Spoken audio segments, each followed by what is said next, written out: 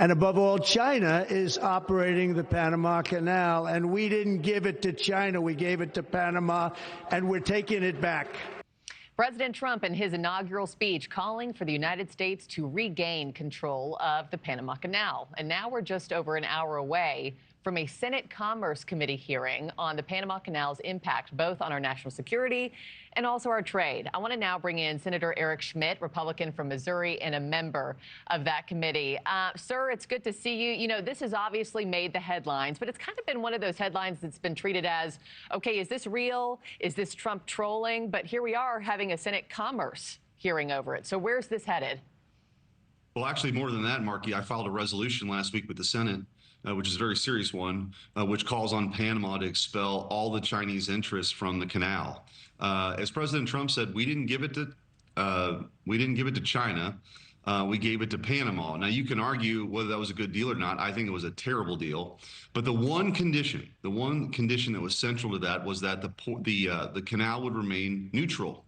It's not neutral anymore. China controls ports on either end. Why is that significant? Because it's part of China's One Belt, One Road initiative, where they build infrastructure or control infrastructure, ports, highways, electrical grids around the world. Now, building a bridge in Bangladesh is one thing. Controlling the Panama Canal, where so much of our commerce flows through, is a really significant deal, and our military uses it. Yeah. So whether it's espionage, that China has influence there, and are you going to be showing that and talking about that in today's hearing, the proof? Yeah, I'm on the Armed Services Committee too. We've already established they use surveillance equipment on a lot of cranes around the world.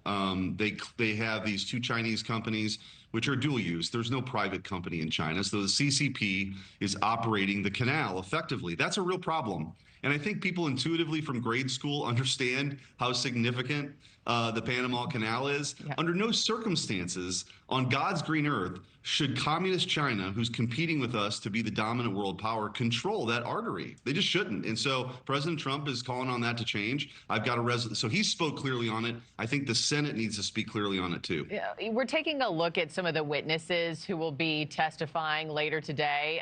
We popped them up here on the screen. I'm curious who you're most eager to hear from. And at the end of the hearing today, what do you hope will have been proved? Well, I'm anxious to hear from all of them because they're all going to have something to add here about, I think, highlighting how much commerce flows through that canal, how vital it is to U.S. interests. And I think this is part of a broader discussion, Markie, where the United States of America is getting back to what are our core national interests. Instead of this adventurism and interventionism around the world all the time, all at once, where we're fully stretched, we got to focus on the things in our own backyard, the homeland, focusing on China, but you couldn't have more of a vital American interest in the Panama Canal. So I'm glad we're having a hearing today on it. I hope my resolution moves forward. I think the American people are, again, realizing how significant the Panama Canal is, how dangerous it is for China to control it. And of course, you know, Panama's president recently vowing this, saying, quote, the canal is and will always remain Panama's. How much do you think this showdown could impact relations between our countries, you think? Well, look, if they really believe they control it, they should have no problem expelling China.